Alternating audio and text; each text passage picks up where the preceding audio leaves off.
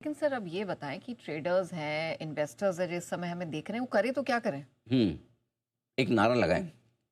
नारा? एक नारा। क्या? न टेक्निकल एनालिसिस, न एफएनओ, न फंडा। ओके। वाह वाह करिए। हाँ। हाँ, वाह। हाँ, न टेक्निकल एनालिसिस, न एफएनओ, न फंडा। हाँ। मार्केट में चल रहा है सिर्फ ट्रम्प का डंडा। Oh my God. वाह वाह। सही। वाह वाह नहीं, आ निकलनी चाहिए। ये तो ट्रम्प का चलिए डंडा। शेर के लिए वाह वाह। आह निकल रही है हमारी सबकी, ऐसा हाल सही है। बात है। बस क्या क्या एनालिसिस करेंगे आप इस मार्केट में? हम्म, मतलब कोई टेक्निकल लेवल्स तो ठीक है, चलो एक लेवल टूटता है करता है तो आपके सामने नया लेवल आता है, यहाँ से यहाँ तक गिर सकते हैं, यहाँ से वहाँ तक गिर सकते हैं, इस लेवल के ऊपर अच्छे हो जाएंगे, इस लेवल के नीचे खराब जाएंगे, लाइक दिस। लेकिन एफएनओ में फंडामेंटल, अब ये कोई ऐसा, ये फंडामेंटल तो कोई ऐसा तो है नहीं कि कंपनी अचानक से कल काम करना बंद कर चुकी थी, परसों तक कर रही थी, राइट? कोई भी रिजल्ट्स में भी कई बार और रिएक्शन दिख रहे हैं। जो रिजल्ट, अब फॉर एग्जांपल कल एलटीआई माइंट्री, हाँ। इतने खराब रिजल्ट थे नहीं, हैवेल्स भी उतने बुरे नहीं थे कि 10% गिर जाए, ठीक है? तो लेकिन जिसका नंबर लग गया, आप कोई क्या करोगे आप? तो अच्छे नंबर से भी पिटाई हो रही है, खराब मतलब बहुत अच्छे नंबर है तो मुश्किल से आप बच पा रहे हैं। सो ये सारी चीज़ें हैं। ओवरऑल रियल्टी का तो पिटना निश्चित ही था 10%, लेकिन रिजल्ट उसके 5-6% घटने जितने ही थे। ऑनेस्टली मुझे भी 5-6% जितना लगा, लेकिन अब 10% घट गया, 9% घट गया, क्या करेंगे आप? सो इस तरह के हालात में कुछ भी हो सकता है जब पूरी की पूरी चीज़ें आपके हाथ में, न टेक्निकल एनालिसिस काम आता है, न फंडामेंटल एनालिसिस काम आता है, न एफएनओ एनालिसिस काम आता है, जब आप पूरी तरह से न्यूज़ ड्रिवन या ग्लोबल मार्केट्स के भरोसे पे चल रहे हैं। क्योंकि अगर आपके लोकल फैक्टर्स में देखेंगे तो ऐसे रिजल्ट के कोई बड़े एक्सीडेंट नहीं है। करेक्ट।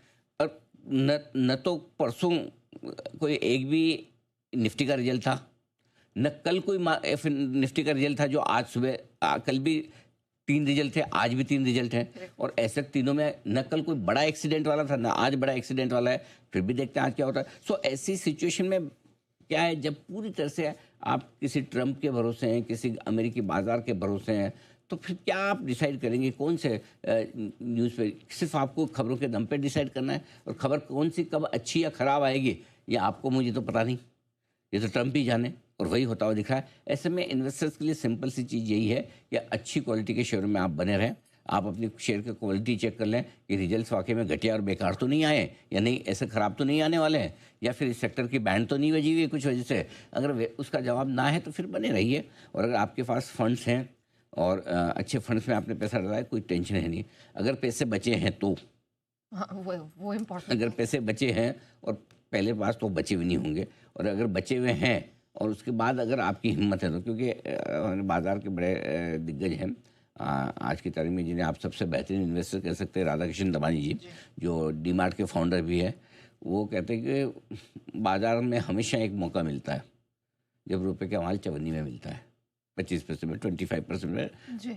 इतना 75% डिस्काउंट पे। जी। बट प्रॉब्लम ये है कि जब वो 25 पैसे में मिलता है, चवन्नी में रुपए का माल मिलता है, तब आपकी जेब में चवन्नी नहीं होती है, हिम्मत भी नहीं। और अगर होती है तो फिर हिम्मत नहीं होती है। तो इसलिए अगर आपके पास पैसे हैं और हिम्मत है तो अच्छे फंड्स और अच्छी फंडामेंटल वाली कंपनियों में धीमे धीमे निवेश का मौका देगा। जैसे हम 2 दिन से एचडीएफसी बैंक का हम एनालिसिस कर रहे हैं और क्यों एचडीएफसी बैंक अब धीमे धीमे मौका दे सकता है आपको निवेश करने का, ठीक है?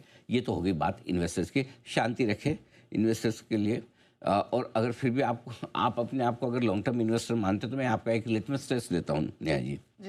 लॉन्ग टर्म इन्वेस्टर का मतलब क्या? कम से कम 3 साल के लिए तो पैसा लगाएंगे आप, एटलीस्ट। बराबर ना? होता है क्या, सब जब आते हैं ना तब तो सब लॉन्ग टर्म इन्वेस्टर ही बोल के आते हैं, और 3 महीने में मार्केट घट जाए या 3 हफ्ते में घट जाए तो वो लॉन्ग टर्म वाली सब भूल जाते हैं। सो अगर आप अपने आप को लॉन्ग टर्म इन्वेस्टर मानते हो तो आपकी एक ही रिस्क है जो 1 मिनट में ख़त्म हो सकती है। 3 साल वाली जो रिस्क है, प्रेसिडेंट ट्रम्प का 1 साल पूरा हो जाएगा, 3 साल बचे, 3 साल बाद ये प्रेसिडेंट नहीं रहेंगे। ये रोज रोज की वोलेटिलिटी, रोज रोज का ट्रम्प का डर खत्म हो जाएगा। अब वो बैकडोर से एंट्री करेगी तब की तब देखी जाएगी, बात की बात। अभी तो 3 साल से ज़्यादा नहीं रहेंगे। कम से कम वापस राष्ट्रपति नहीं तो उपराष्ट्रपति का चुनाव तो लड़ना पड़ेगा। करेक्ट, लंबी प्रोसेस है ना। तो 3 साल अगर आप लॉन्ग टर्म इन्वेस्टर, तो ट्रम्प साहब 3 साल बाद नहीं है। अब क्या डर है बताओ? ट्रम्प का ही डर है ना आपको, उसके बाद तो नहीं रहेंगे। तो देखो, माइंडसेट आपको ये सारी नेगेटिव थॉट प्रोसेस के बीच में पॉजिटिव सोचना पड़ेगा, तो ही बच पाएंगे। ये इन्वेस्टर्स के लिए। बाकी रहा सवाल ट्रेडर्स का, जितना कम ट्रेड करोगे उतना अच्छा। जितना कम ट्रेड करोगे उतना ट्रेडर के लिए। प्रॉब्लम क्या है ट्रेडर को है ना, इस तरह के मार्केट में ऐसा लगता है कि मैं एक साथ बहुत ज़्यादा पैसा बना लूँ, वॉलेटिलिटी बहुत है, ऊपर नीचे बहुत हो रहा है, और मैं ही ऐसा हूँ जो सबसे बॉटम पे खरीदूंगा और सबसे टॉप पे बेचूंगा, या टॉप पे बेच के बॉटम पे खरीद लूँगा इंट्राडे में, वो भी सारा काम इंट्राडे में हो जाएगा। ऐसे में बड़े पैसे कमाने की इच्छा में बड़ा नुकसान ना करें, क्योंकि इस तरह की सिचुएशन में नुकसान बड़े होने के चांसेस कहीं ज़्यादा होते हैं। क्योंकि कभी कभी क्या है, ये ऐसा ट्रेडिंग मार्केट है जहाँ बाय सेल और होल्ड तीनों तरह की स्ट्रेटेजी गलत पड़ती है। आप खरीदेंगे तुरंत नीचे चले जाएगा, पैनिक हो जाएंगे, बिक जाएगा। आप बेचेंगे, एक उछाल आया, आपको लगेगा मैं तो बॉटम पे बेच गया, पोजीशन काट लेंगे। और होल्ड करने में तो आपका क्या हाल हो रहा है दिख ही रहा है, 1100 पर निकाल दिया निफ्टी ने ऊपर से, चुपचाप शांति से बिना किसी को हल्ला गुल्ला किए। इसलिए आपको एक थ्योरी पर काम करना एज ए ट्रेडर। वो थ्योरी है मैक्सिमम प्रॉफिट के बजाय मैक्सिमम लॉस। अब ये थ्योरी क्या है, आमतौर पर आप पोजीशन ये सोच के लेते हैं इस तरह के बाजार में, अरे बस 25,000 के आसपास निफ्टी आ गया, ये तो बहुत सही लेवल है घूमने का, यहाँ से लूँगा तो फटाक से 500 पॉइंट बन जाएंगे, या किसी स्टॉक के बारे में मेरा इतना प्रॉफिट हो जाएगा। ये ना सोचें, हो जाए profit, think for the best but prepare for the worst. और प्रिपेयर फॉर द वर्स्ट का मतलब ये है कि अगर ये पोजीशन मैं आज ले रहा हूँ, नई पोजीशन बना रहा हूँ, या मेरी पुरानी पोजीशन है ये मेरे अगेंस्ट चली जाती है, चाहे वो लॉन्ग हो या शॉर्ट, तो मैं कितना मैक्सिमम नुकसान कर सकता हूँ। मेरे नुकसान करने की कैपेसिटी 5,000, 50,000 या 5 लाख रुपए है, ठीक है। उसके हिसाब से आपको पोजीशन लेनी है कि मान के चलिए कि मेरी ट्रेड में मेरा नुकसान लगेगा, और लगेगा तो मुझे कितने नुकसान पे एग्जिट कर लेना है और कितना नुकसान। जिस दिन आपने मैक्सिमम लॉस वाली थ्योरी पे इस तरह के मार्केट में काम करना शुरू किया, आपकी पोजीशन अपने आप छोटी हो जाएगी।